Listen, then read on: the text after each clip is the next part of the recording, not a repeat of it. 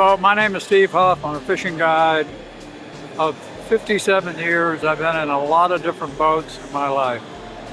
Big ones, little ones, T90 ones, all in the pursuit of trying to catch some silly fish that my angler, as a guide, my angler had a lifetime dream of capturing some special fish a special way. It's what I've done my whole life, and today, after going through a number of skiffs, I have unequivocally the finest boat I've ever been in, or fished out of, or guided from. I'm fishing out of an 18-foot Chittum. My boat is somewhat different than anything I see in this room, of which there are 25 or so of these boats. But mine is a tiller. I've always liked to steer a boat by hand. I cut curves and curve close in it. It takes, without a console in it, takes a lot of weight out of the boat, so I'm pretty fond of this boat. And most fond of it when I'm trying to get from one place to another and the weather is really crappy. I can get through it without getting people wet. And yeah, I've had some unusual things happen in my boat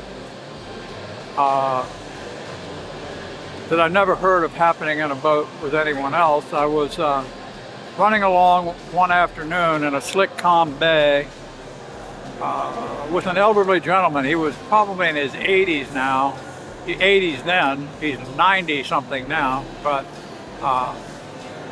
and he would fall asleep every time we moved.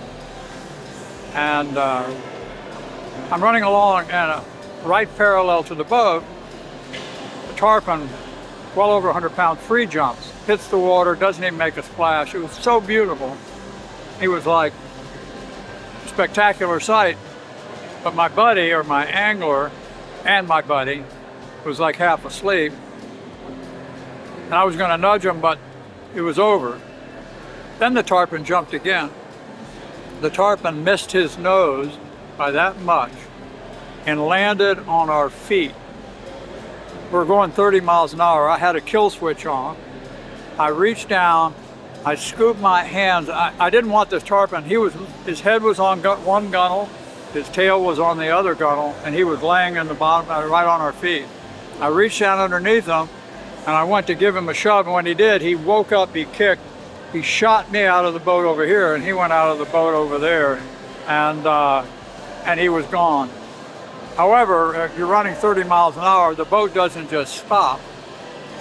Even though I had a kill switch on, it coasts for another 100 feet or so. And my angler, who is now awake and covered with fish slime and defecant, he goes, "I think it was a tarpon." I say, "Oh yeah, Lenny, I'm pretty sure it was a tarpon." So we laughed a lot.